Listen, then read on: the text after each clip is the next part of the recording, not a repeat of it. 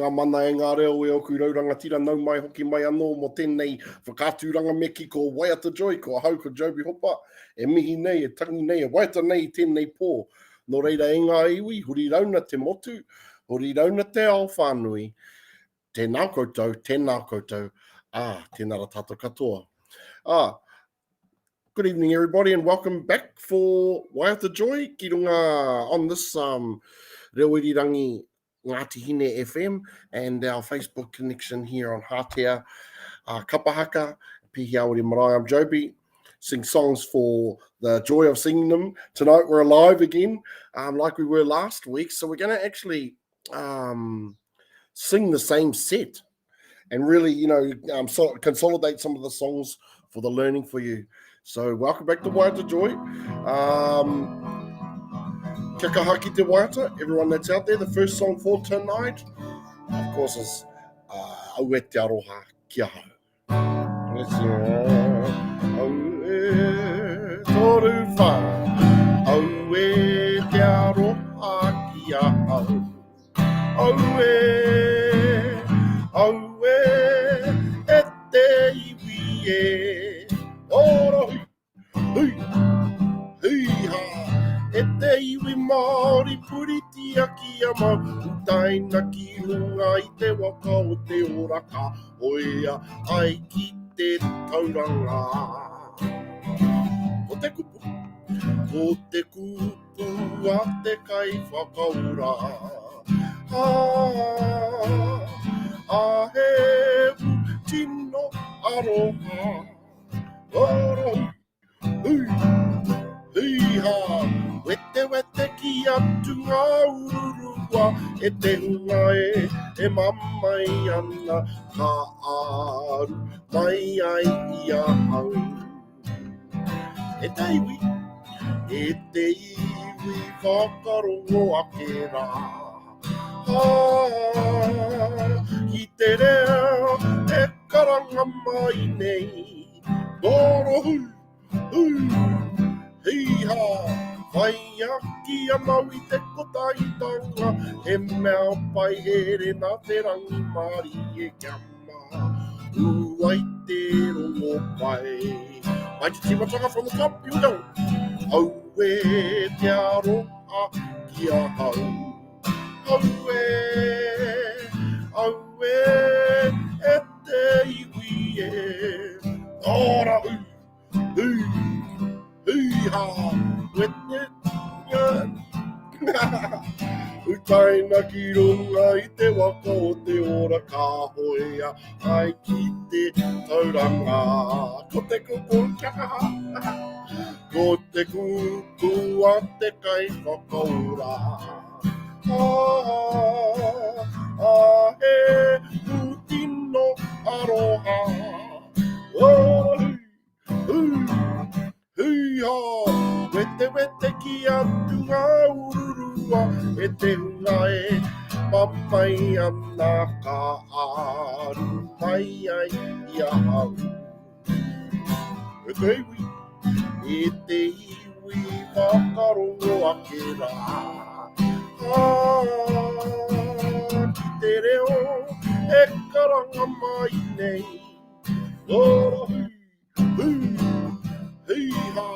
Whai aki a mau I te kotaitanga, he mea pai here tā te rangi Māori e kia mā.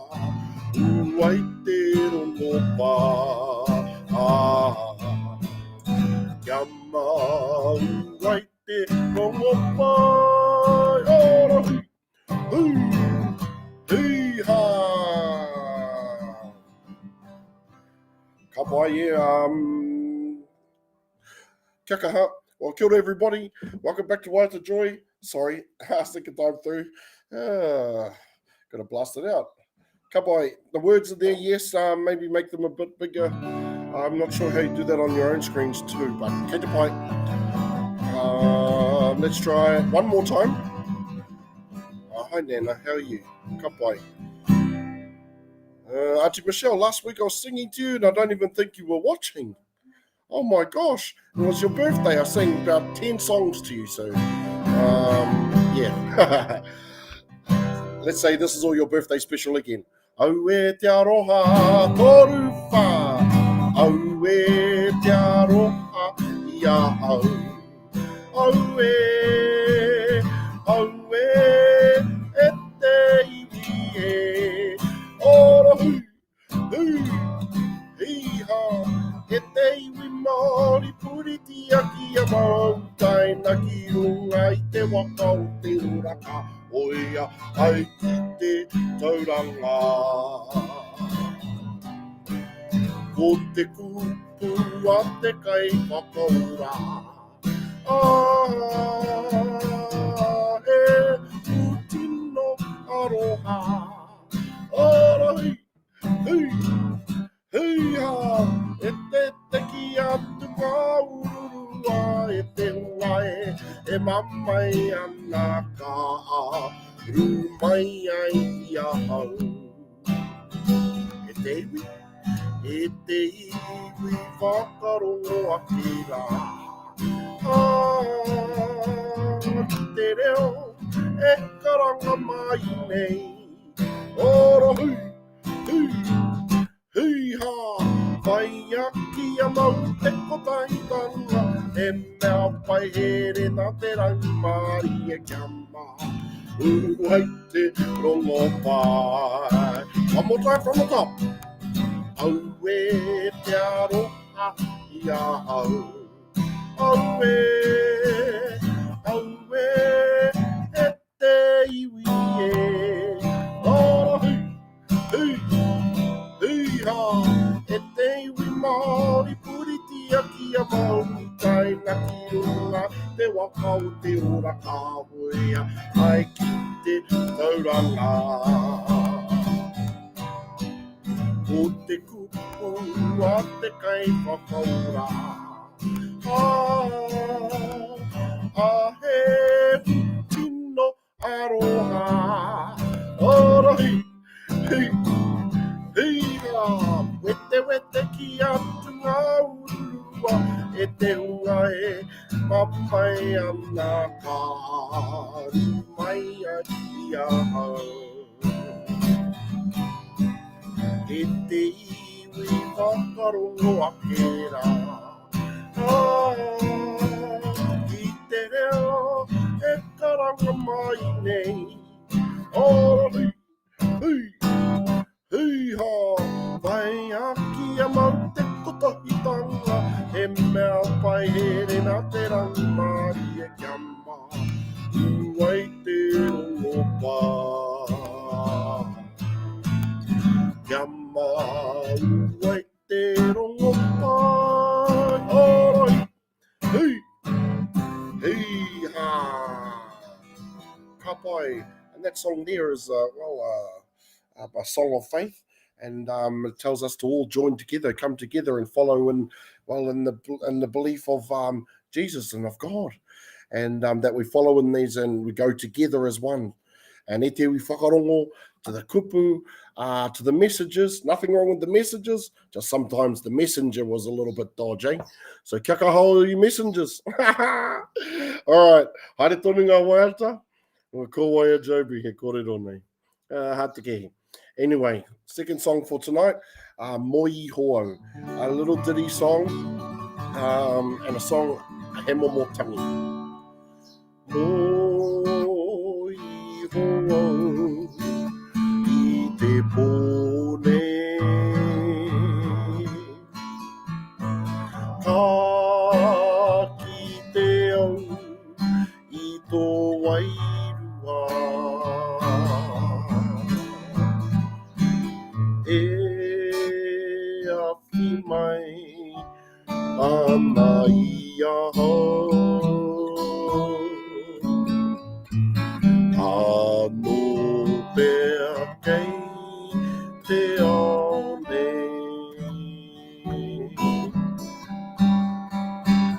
O I roau I te pōne.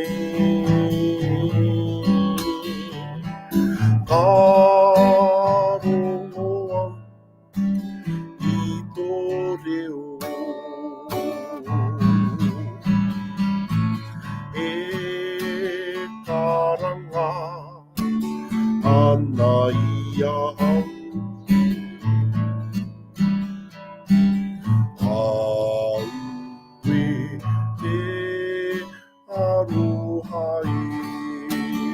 From the top again.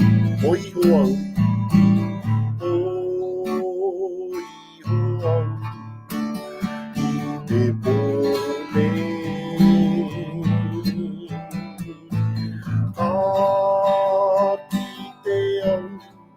I tō wairua.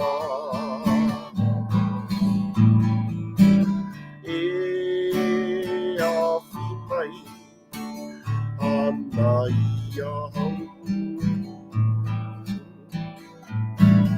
A tō pea kei te aone. O i hoa I te pone.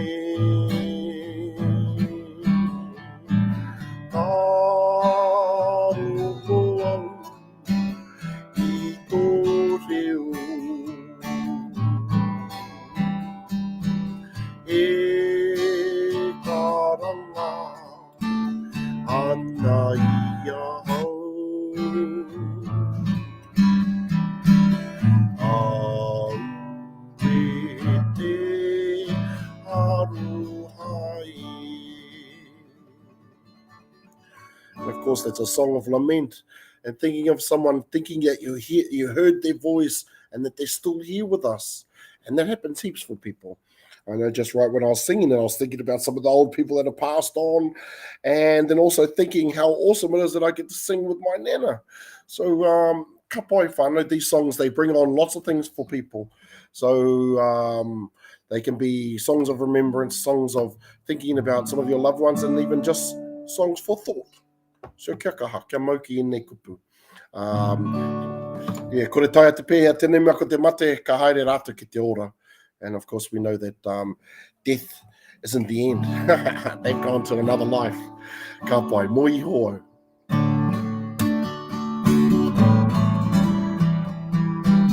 Moi hoa I te pone.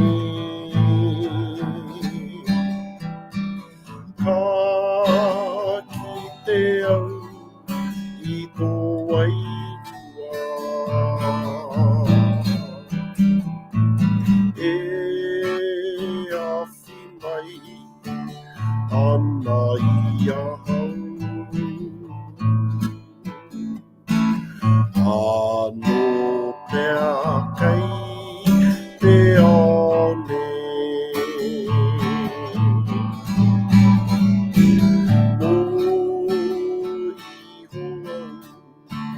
I te pone. Ka rongo au I tō reo.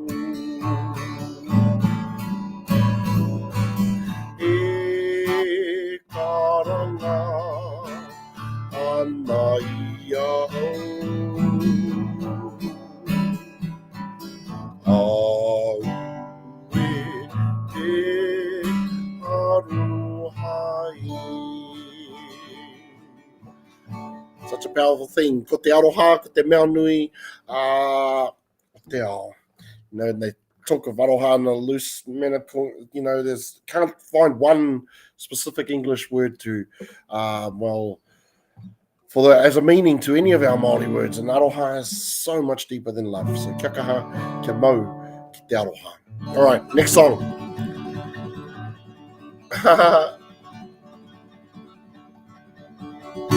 Ka pai.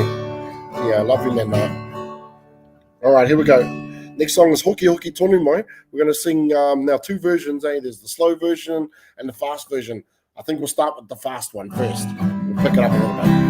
Hoki Hoki Tonu Wha. Oh, Hoki Hoki Tonu Mai. E wairua o te tau.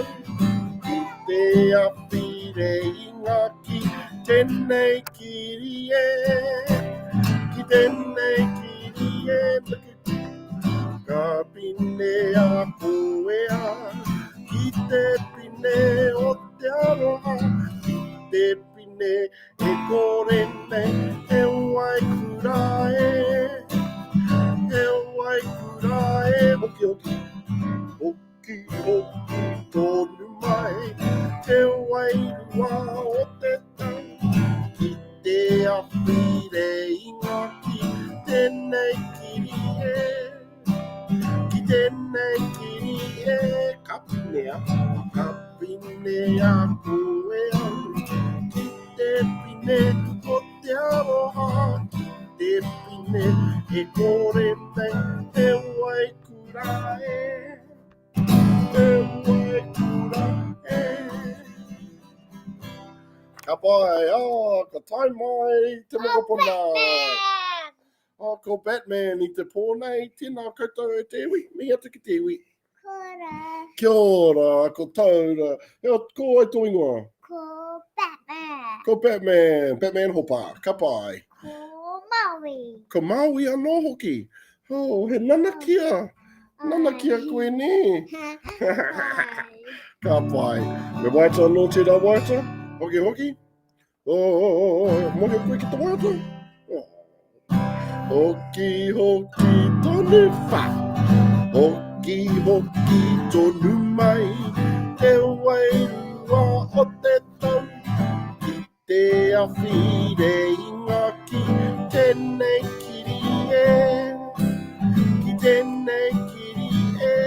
Kapine a koe au. Ki te pine o te aroha. Ki te pine e kore nei e waikura e. E waikura e. Hoki hoki. Hoki hoki tonu mai. Te wairua o te tau. Ki te awhire ingaki. Tēnei kiri e. Ki tēnei kiri e. Kapine a koe au. Ki te pine o te aroha. Ki te pine e kore nei e waikura e. E waikura e. Ka pai taura hopa. Miha tu Nana Pōli. Kara Nana Pōli. Tapa pai a hau ni. Ia hato koutou mahi ke te kohanga I te rānei. Ki te aha, ki te tākaro. Me o hoa. Waiata koutou. Kariki ana. Kai. Ka pai. Well, tēnei Waiata. Same words. Different tune. There we go. Hoki, hoki, tōnu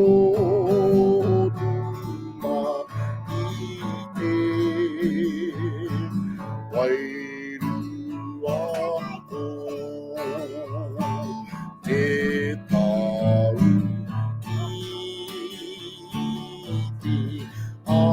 ki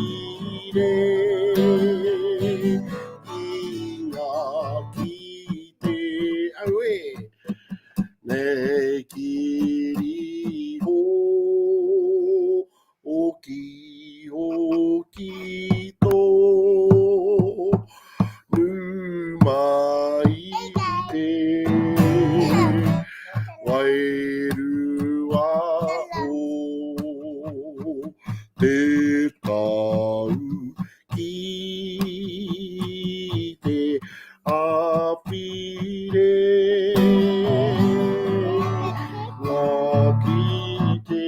Tiki. Nei kiri ka apine a koe a uki. Te pine o te aroha ki te kore nei e waikura e. Now, Batman, he'll return later. And all his little tricks to stop everything happening. All right, ka pai, hoki hoki tonu mai. Two different tunes, but you'll see there's a theme tonight. Iti te kupu nui te kōrero. even though it's only just a little bit of kōrero, that there, of course, of the pinning of the brooch, or that pinning the love to the person, wow. I love that a pin that never rusts. So kia kaha tātou. Yes, Toda says kia ora, so does Batman. Ka pai, next song, Mā Te Kahukura, ka rere te manu. Yeah, that's what we're doing. We teach them so that they gather all these feathers for their cloaks, so that when they're older, they can fly like a bird. Mā te kahukura. Mā te kahukura ka rere te manu, panga uru nei, ka rere koe, e reru karawana e. Kia tai atu koe ki te taumata, o katou mai rā e. Mā te kahukura ka rere te manu, panga uru nei, ka rere koe, e reru ngarawana e. Kia tai atu koe ki te taumata, o katou mai rā e. O wana taku aroha, maua tātaku aroha, whai ake i ngā whetu. Mahi, rere tō tika rere pā, rere ngaro arai.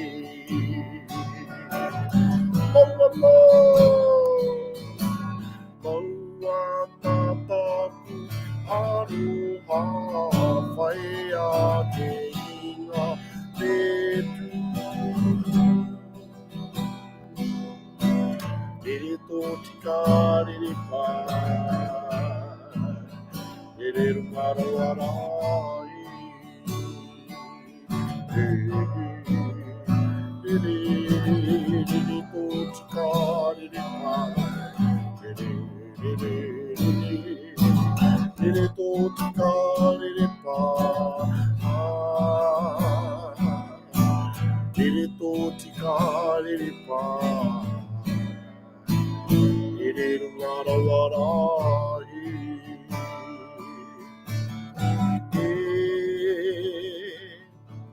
I was just having a flashback of the Kazi's rewati, and one of them was singing this song, and they start off with the Rere tō tika rere pai, and then they are boom time. Rere tō tika rere pai. Kazi, if you're out there, I want a video of that song. You follow singing, you and the kids. Ka pai.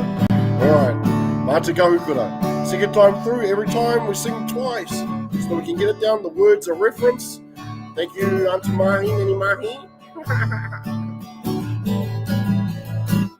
Mā te kahukura ka rere te manu, panga uru nei, ka rere koe. Ngara wai, kia tai atu koe ki te taumata, o katou mai rā e. Mā te kahukura ka rere te manu, panga uru nei, ka rere koe, e reru ngaro arai. Kia tai atu koe ki te taumata, o katou mai rā e. Maua na taku aroha, maua tātaku aroha, whai ake i ngā whetu. Rere tō tika rere pai, rere ngaro arai. Maua na taku aroha, maua tātaku aroha, whai ake i ngā whetu. Rere tō tika, rere pai. Rere runga rawarai.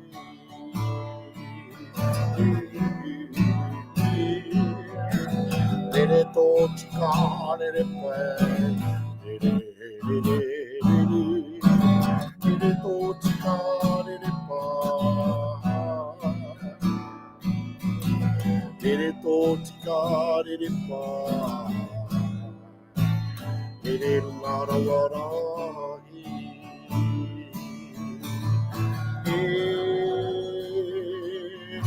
Kia ora Selena, kia ora all the whānau on there, kia ora to the lazy chat that's happening, yes. Waiata Joy, bringing the people together, kia ora Ngāti FM, and also Pehi Aori Marae, Hātea Kapahaka. Give us a shout out from wherever you are, everybody. Say hello, tell me where you're at, and if you're singing the Waiatas or not. All right, next song. How to Waiata? Better have a look. Doing good, whānau? Kapai. Next Waiata is Te Wero. My son asked me, Dad, who wrote Te Wero today? So this is the song, son. Hope you're watching. Both sons down there, Wellington and Matamata. Te reo karanga o te rā. Te Wero, i te tā. Ki rotorua te nakwe. I rā. Te reo karanga o te rā. Te Wero, te tākina. Ko tō rau, ko tōku rau, kia ora i te ie. Kikitia, wana kitia, hāwhinatia. Kikitia, wana kitia, hāwhinatia te Wero. E rapu ana i te hā, e rapu ana i te hā, o te mātauranga o te Pākehā, me ngā tikanga Māori, a o tupuna hikitia, hikitia, mana kitia, hāwhinatia, hikitia, wow, mana kitia, neta. Hāwhinatia te Wero, te reo karanga o te rā. Te Wero, te tākina, ko tō rau, kia ora ai te ie. Ikitia, mana kitia, hāwhinatia, ikitia, mana kitia, hāwhinatia te Wero. E rapu ana i te hā, waita mai. E rapu ana i te hā, o te mātauranga o te Pākehā, me ngā tikanga Māori, a o tupuna e kitia, hikitia, mana kitia, hāwhinatia, hikitia, mana kitia, hāwhinatia te Wero, hāwhinatia te Wero, hāwhinatia te Wero, te Wero. O ne rahi, rotorua, tēnā koutou, whānau around Whangarei, Mum was in on ne rahi. Ka pai, been out there since, for ages anyway. Ka pai, thank you. Same song again. Now, if you look this song up online, there's it's a little clip of myself and some kids from out at Glenbervie singing this song. We've been singing this song out there for now some nearly 13, 14 years. Whole school kids sing it. And it's amazing. So, kia koutou waiata e nei waiata. Ia wiki, if you're doing this all the time. Kia rangano whānui te ao ki te reo. Me te ora o te reo. So, and of course, the world will hear not only the sweetness of our language, but the life force within it. Ka pai. And, of course, the song is written by Akamedia Rose. Because I didn't say that before. Te reo karanga ho te rā. Te Wero, i te tāki. Nā, hikurangi tēnā koutou. Te reo karanga ho te rā. te wero hui, hui tākina. O tōrau, o tōrau, kia ora e te ie. Ikitia, manakitia, awhinatia te wero. Ikitia, manakitia, awhinatia te wero. E rapu ana i te ha, e rapu ana i te ha. O te mātauranga o te Pākehā, me ngā tikanga Māori, a o tupuna e. Ikitia, manakitia, awhinatia e. Ikitia, on the track, manakitia, awhinatia te rero. Te reo karanga, te reo karanga, o te rā, te wero, te tākina. O tau, o tōku rau, kia ora e te ie. Ikitia, manakitia, awhinatia e. Ikitia, manakitia, awhinatia te wero. E rapu ana i te ha. E rapu ana i te ha, o te mātauranga, o te Pākehā, me ngā tikanga Māori, a o tūna e. Ikitia, ikitia, manakitia, awhinatia e. Ikitia, manakitia, awhinatia te wero, awhinatia te wero, awhinatia te wero, te wero, te wero. Ai, mōtaku he, e hala ko akamiria ko tana tamahine ke ko Ani Rose, ka pai. Haere tonu ngā waiata mo te pō, nei? How te waiata, whai ake nei. Taura, kei hea koe. Tēnei waiata, he waiata o te top 10 tuia. E te te kupu, o i te kōrero. Tui, tuia, tuia i runga, tuia i rāko.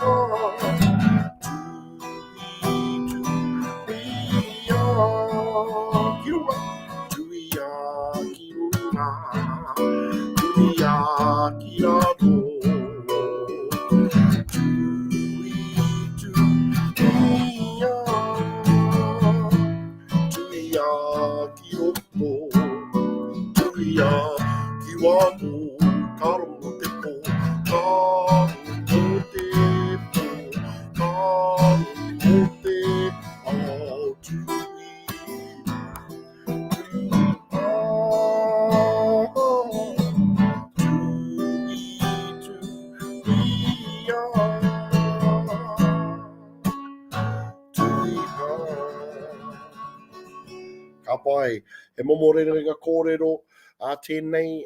Of course, this is a saying, like, he momo whakatau ki tuia ki runga, tuia ki raro, tuia ki roto, tuia ki waho.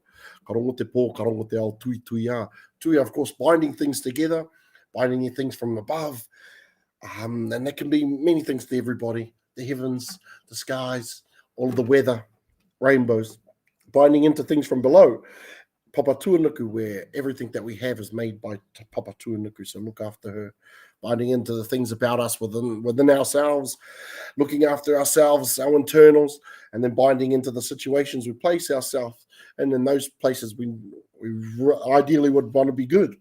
So kia kaha, and those places usually are our whānau and groups like that, our marae, our hapu, our iwi, our kia kaha whānau.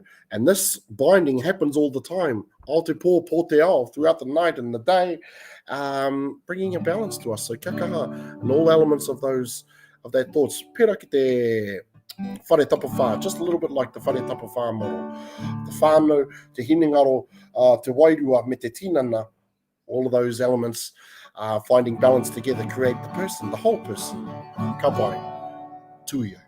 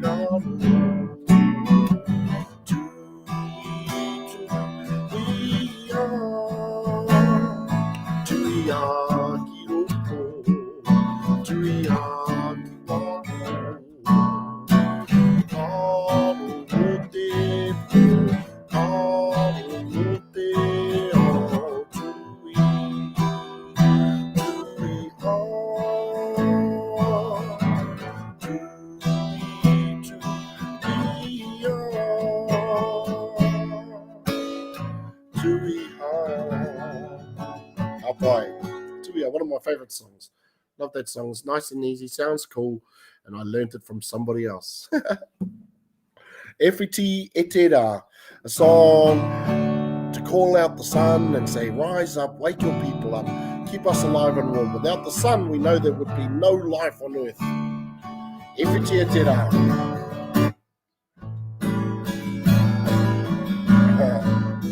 Ewhiti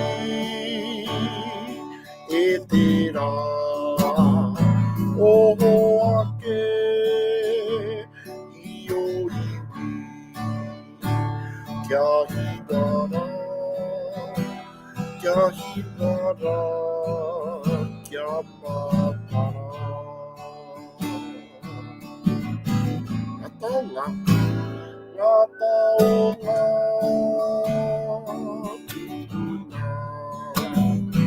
taonga o nā papa, te ao kohatu, te ao kohatu, te ao tūpuna. O ki wai, rua mai, o ki wai, rua mai.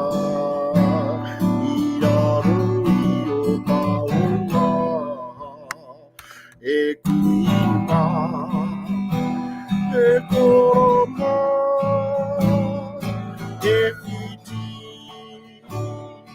e te rā, o ake, i o iwi, kia hiwara, kia hiwara, kia matara, kia hiwara. Kia hiwara, kia hiwara, kia matara. Ka pai. Ewhiti e te rā, and the song that written by Muriwai Hakara, kia ora, te rina. Yep. The song, yes, it would have been the song, yeah, one of these songs. E rana, tēnā koe. Me mo mahara, kia ua wā. That was the intermediate group, eh? Wow. Ewhiti e te rā, o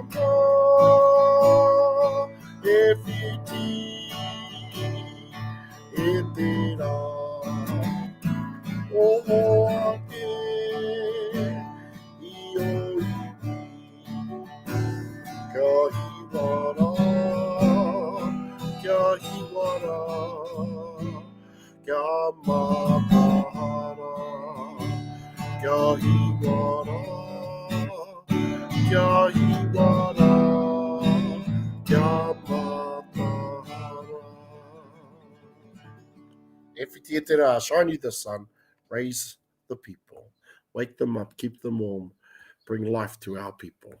Ka pai. We're on to our last couple of songs. We're on to song 8 for tonight. This song is Ehine.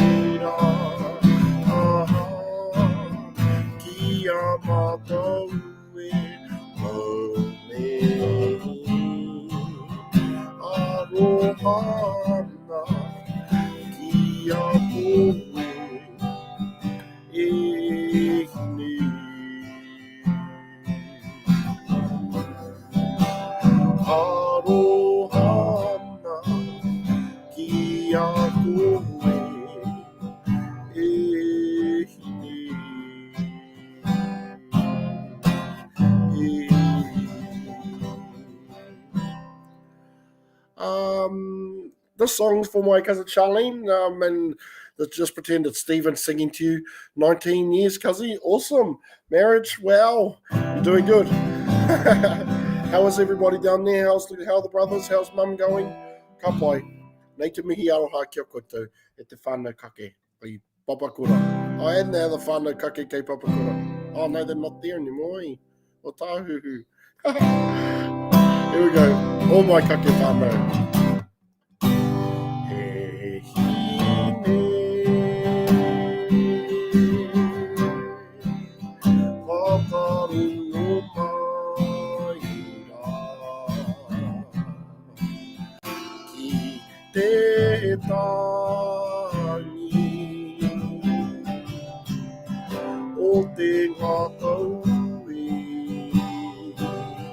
Would you mind sing up, Stephen?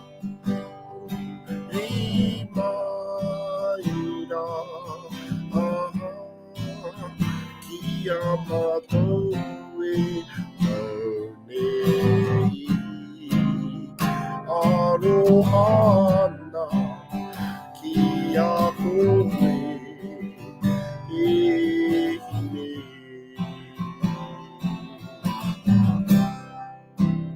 E hine. Hakaru maina ki te tangi o te ngākau e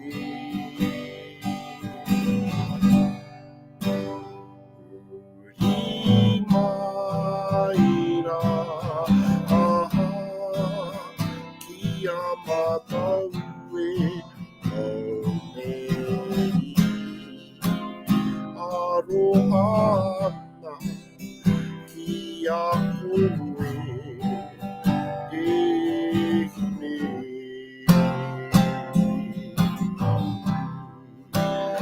Arohana ki a koe e hine.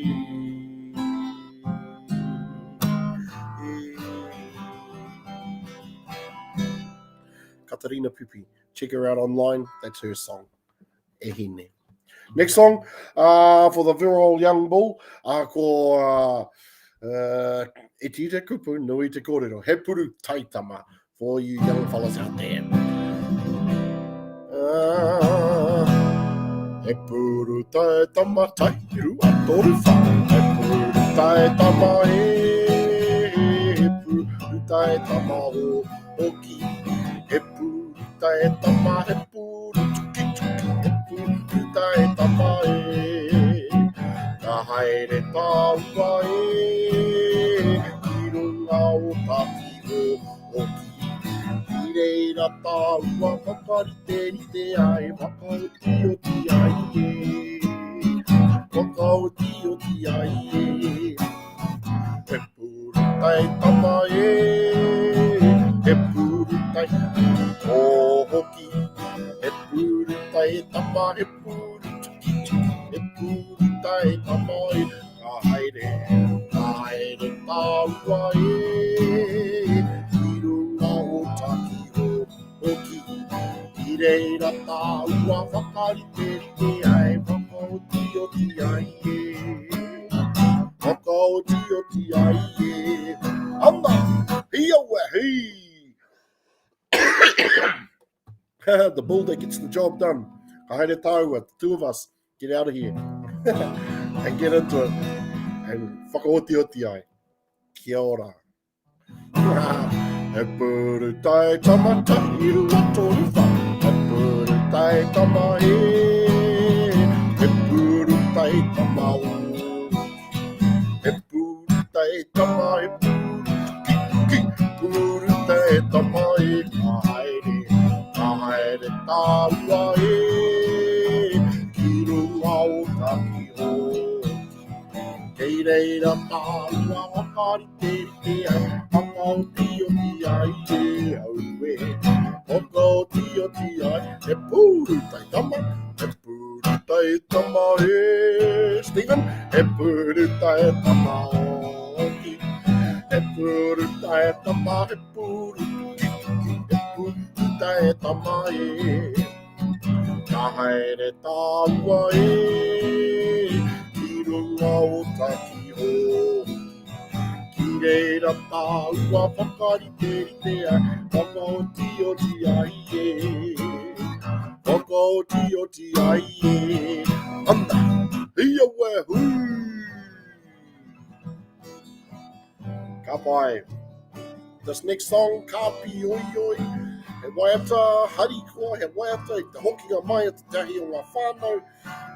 Kia kite ai, te iwi e kori kori nei, alive and well. A song of joy, a song of return to the whānau. Ka pi oi oi, he tōku aroha au kai ngā. E hoki mai rā, e hoki mai rā. Kia kite atu o iwi e. Erotaro tāna, erotaro tāna, e kataka tāna maira. Pukana petero, pukana petero, mai te iao matua. Kia ki te atu ano, kia ki te atu ano, i tō ataua e tana pā. Pupuhia I e te hau, ka pohia puro, mata, ka pioi ui, ka pioi oi e, toru aroha au kai ngā. E hoki mai rā, e hoki mai rā, kia ki te atu oi e. E rota rota ana, e rota rota ana, e katakata ana mai rā. Tukana vetero mai te ihi ao matua. Kia ki te atu ano, kia ki te atu ano, I tō atahua e kana para.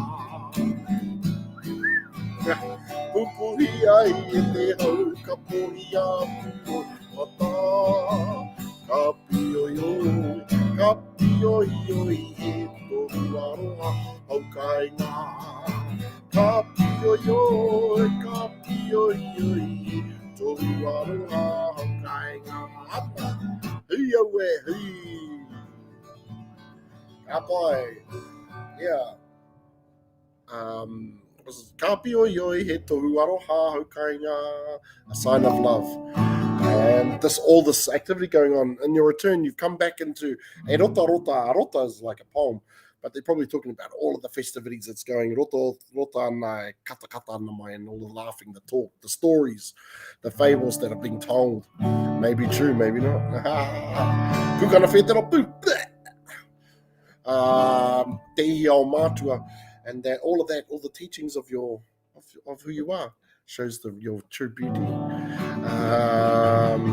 Pupui ai e te hau, and of course on the winds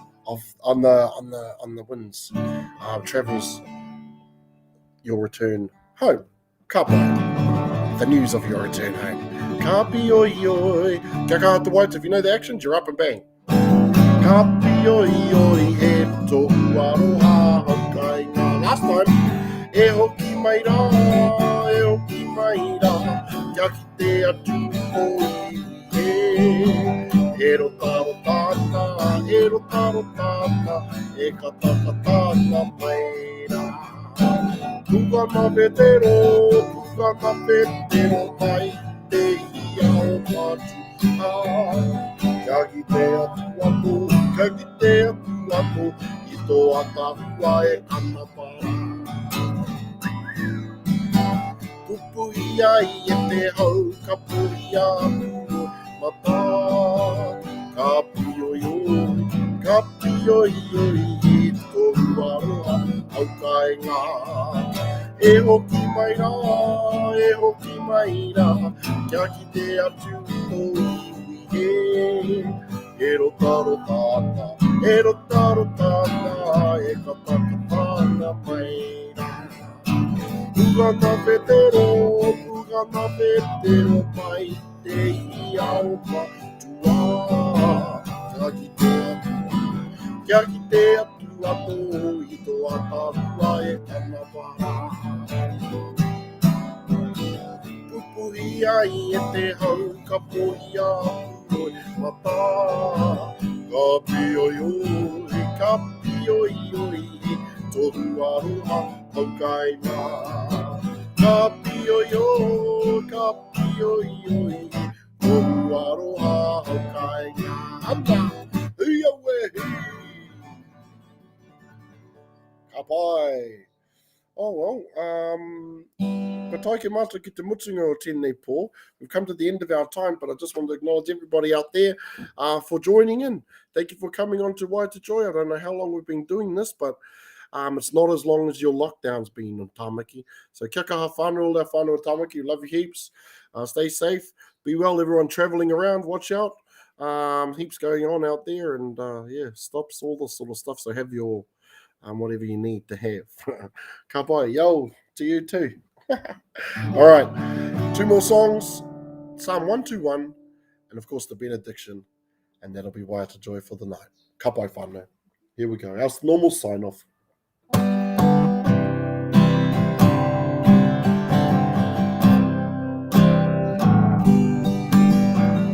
Ka ngā tua kanohi ki ngā maunga kei reira te awhina moku no ihoa te awhina moku no te kaihanga o te rangi me te whenua o te kaihanga o te rangi me te whenua ka ngā tua kanohi ngā maunga kei reira te awhina moku no ihoa te awhina moku no te kaihanga o te rangi me te whenua o te kaihanga o te rangi me te whenua.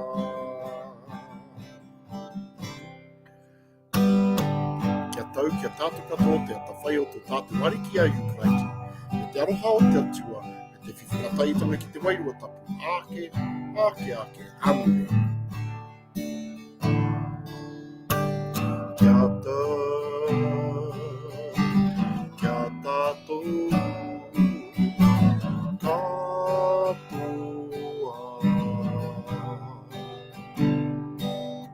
Te atawhai o tō tātou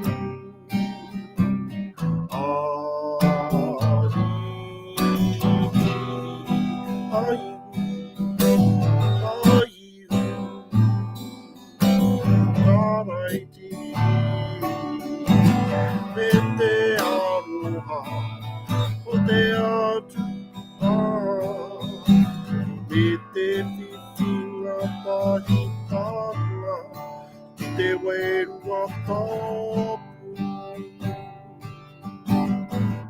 Kia kaha ki te waiata, kia tau, kia tātou. Kia tau, kia tau, kia tātou.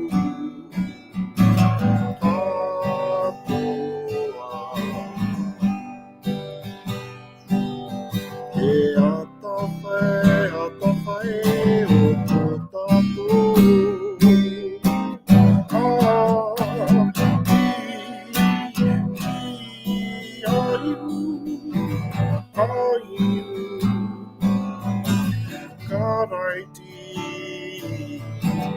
Me te aroha, o te atua, e te whiwhinga tai tanga, i te wairua tapu.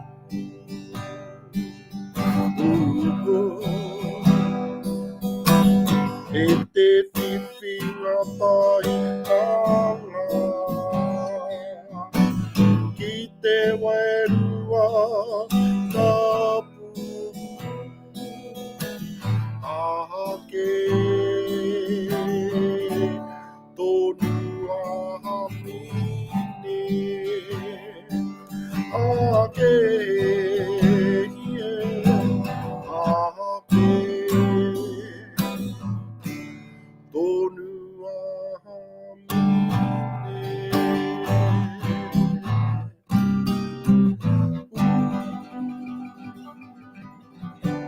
Ai, ka kite a tērā wiki, ko hau tēnei atu I a whangarei. Kia koutou katoa, tei rā te mihi o Waiata Joy, tēnā koutou, tēnā koutou, tēnā tātou katoa. That's us for tonight. Don't forget to follow Ngati Hine FM, Hātea Kapahaka, Pehi Awiri Marae, Tihei, Mauri ora, Waiata.